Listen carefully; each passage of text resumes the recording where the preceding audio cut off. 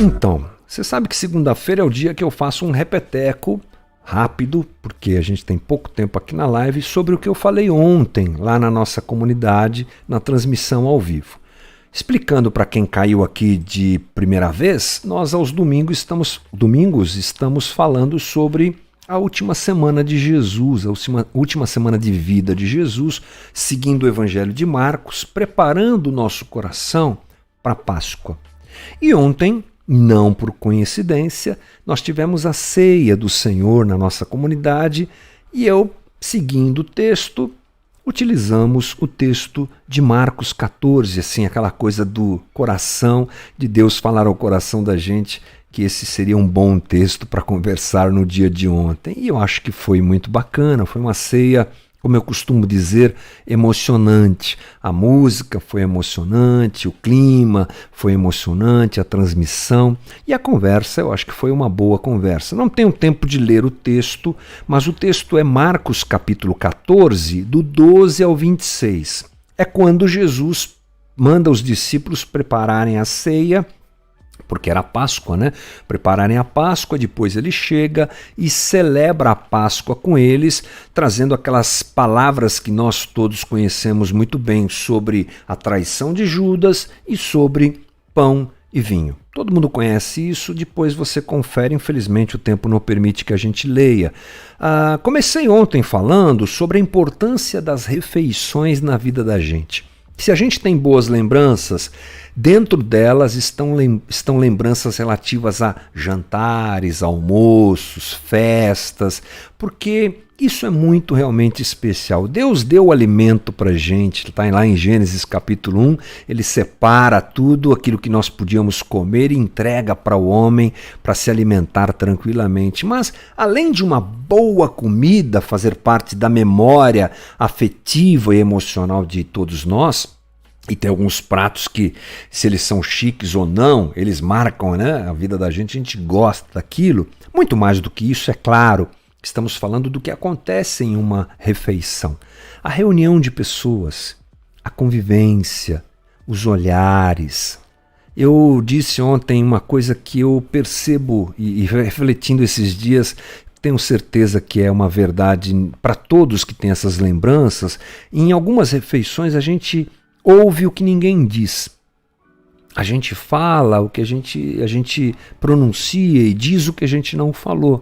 Porque são olhares, é a afetividade, é o relacionamento que está ali, às vezes com amigos, aquelas risadas gostosas. Ou seja, um momento de refeição é um momento realmente especial. E Jesus prepara o que para os discípulos, irmãos? Uma refeição. Era a Páscoa. E eles, judeus que eram, estavam acostumados que naquele dia eles tinham que celebrar a Páscoa. A festa dos judeus é muito cheia de comida, muito cheia de bebida. E a Páscoa, especialmente, ela tem um significado. Você deve se lembrar, está lá em Êxodo, quando Moisés recebe da parte de Deus a direção de que ele deveria pegar o povo, preparar para a saída do Egito, porque a última praga aconteceria. Lembra disso? A praga dos primogênitos, né? E aí ele dá uma ordem, preparem um ritual, uma cerimônia. Eu imagino que naquele dia havia uma tensão no ar.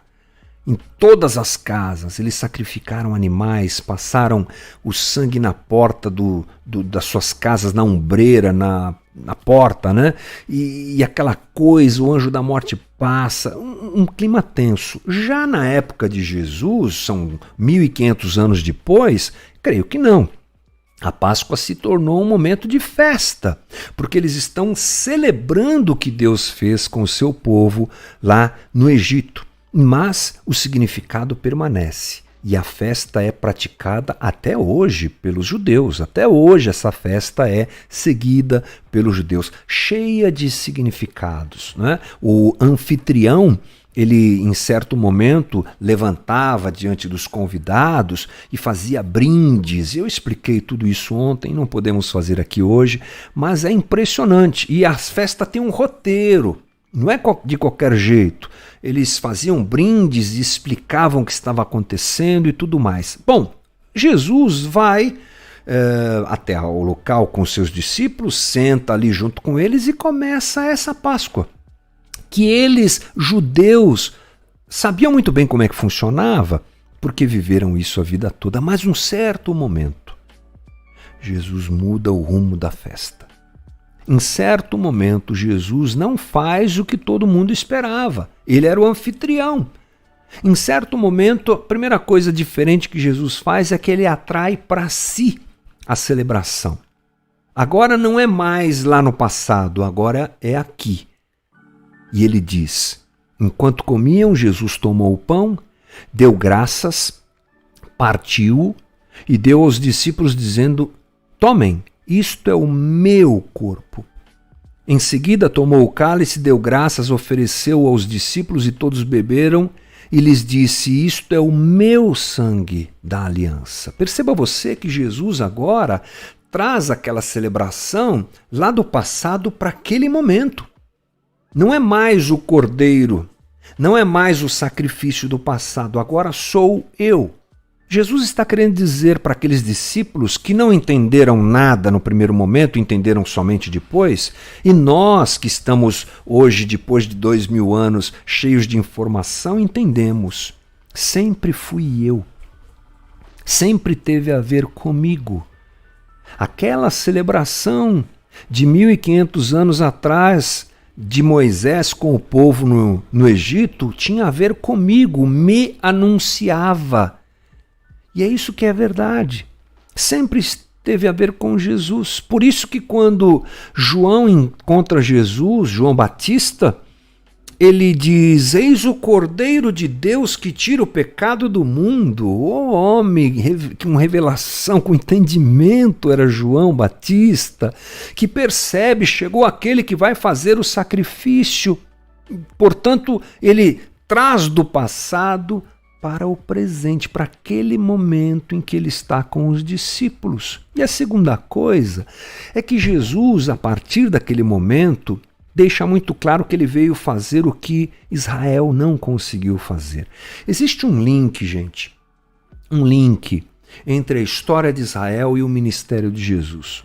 Muitas pessoas não percebem isso, mas, por exemplo, lembre-se que Israel sai do Egito, atravessa o Mar Vermelho e vai para o deserto ficando 40 dias. Jesus começa seu ministério, atravessa o Jordão sendo batizado e depois vai para o deserto e fica 40 dias. Israel 40 anos, Jesus 40 dias. Há vários outros links dessa situação entre Israel e Jesus. Por quê? Porque Jesus é aquele que vem continuar a obra que Israel falhou em realizar. Deus no deserto dá ao povo água, dá o maná. Jesus alimenta a multidão também, dando a eles peixe, pão. Um link muito claro com o que Israel viveu e com o que Deus fez com Israel e através de Israel. E Jesus está literalmente tomando para si essa continuidade da obra redentora de Deus que se emperra na idolatria e na distância de Israel para com Deus. Israel não consegue ser quem deveria ser. E Jesus, então, ele se torna o protagonista a partir de agora, efetivamente, presencialmente, da obra redentora de Deus para o homem. Sempre foi. Ele estava lá na fundação do mundo. Para a gente essas coisas é muito difícil de nós entendermos, tudo é muito complexo, mas essa é a realidade. A partir de agora, eu darei sequência ao que Jesus está dizendo, a obra redentora que Israel não conseguiu fazer.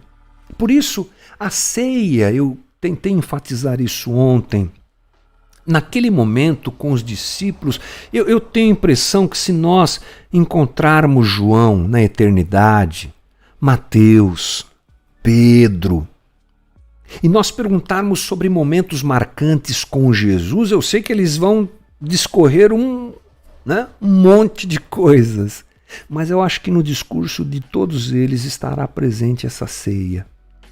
Eu lembro o dia que Jesus, na última ceia, falou do corpo, falou do sangue, nós não entendíamos bem. Aquilo deve ter marcado aqueles homens para sempre, como marca a nossa vida, irmãos. É aí que chega até nós essa história.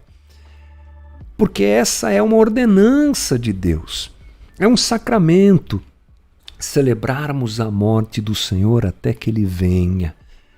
E em tempos de tanta desesperança, em tempos de tanta confusão, em tempos de tantas perdas, nós precisamos de coisas sólidas. Nós não temos garantia de nada hoje em dia, né? Tudo desmoronando, mas o Evangelho é o mesmo. Cristo é o mesmo. A palavra é a mesma. Ele não é homem para que minta, nem filho do homem para que se arrependa. E Ele é Deus conosco, Emanuel, presente entre nós. Então, quando celebramos a ceia, é uma pena a gente não ter tempo para falar sobre isso, mas é um momento de alimentarmos nosso coração. É um momento de esperança. Eu celebro a morte do meu Senhor até que Ele venha. Ainda disse ontem que a ceia nos leva a pelo menos 4 movimentos: olharmos para trás, a cruz, olharmos para frente, a volta de Cristo, olharmos para dentro de nós, pecadores, amados por Deus, olharmos ao redor. Não estamos sós, estamos caminhando juntos. Esse é o sentido, um dos sentidos muito fortes da ceia, que muita gente, por conta de doutrina, de pressões, você não pode celebrar. Gente que anda com o cálice e o pão no meio da comunidade ali, não, você não pode, porque você tem cara de pecador, essas coisas assim esquisitíssimas. Uma pena, uma tristeza quando a doutrina engole esse momento que é tão incrível de relacionamento nosso com Deus, de alimento ao nosso coração, de relacionamento com os nossos irmãos. A ceia é maravilhosa. A ceia é tempo de renovo para o nosso coração, como foi para aqueles discípulos. Judas estava lá. Judas estava lá. Ao anoitecer, Jesus chegou com os 12. Quando estavam comendo reclinados à mesa, Jesus disse: digo-lhes que certamente um de vocês me trairá. Alguém que está comendo comigo. Eles ficaram tristes. Um por um lhe disseram: com certeza não sou eu, afirmou Jesus. Com certeza não sou eu, afirmou Jesus. É um dos 12. Alguém que come comigo do mesmo prato. Judas estava lá. E eu disse ontem para as pessoas na transmissão, e quero rapidamente dizer para você, que Judas é uma figura enigmática. Um poço escuro que a gente não consegue entender muito bem. O que motivou, por que fez, é muito complexo. Mas deixe Judas no seu devido lugar, deixe ele para os estudiosos e o perceba como encarnação do mal no meio do plano divino de libertar o homem. Jesus estava prestes a ir para a cruz, está num momento íntimo, se escancarando com os seus discípulos, dando a eles o que ele alimentaria as suas vidas mais à frente, porque todos eles morreriam, menos João, todos eles seriam mortos como mártires pelo Evangelho, e aquilo os alimentaria, e o mal estava lá. Eu acho que essa é uma questão importante. No meio do plano divino, estava lá o traidor, sentado na mesa com Jesus. Não é incrível isso? Pensarmos que Jesus andou com Judas, conviveu com Judas, se relacionou com ele e nada o parou, nada o impediu. O mal não o impediu de cumprir sua vocação. O mal não impediu que Jesus se entregasse como tinha que se entregar. Então eu creio que aqui é um aprendizado interessante para nós. Que nós precisamos aprender que os homens maus e o mal causado pelos homens maus sempre estarão entre nós, sempre estará entre nós. O mal está sempre aqui. Nós estamos num mundo contaminado, afetado pelo pecado e a queda, como a gente fala. E hoje, mais do que nunca, vivemos dias maus. Homens maus fazendo coisas más em tempos maus. Então, sigamos em frente. Nos alimentemos da esperança da morte e da ressurreição do nosso Senhor Jesus. A gente vai trombar com gente má. A gente vai se relacionar com elas eventualmente. Mas o nosso coração não deve cair e desfalecer em dias como o que nós temos vivido. Levante-se. É o que a ceia diz para a gente. Levante-se e siga, celebrando a morte de Jesus até que Ele venha.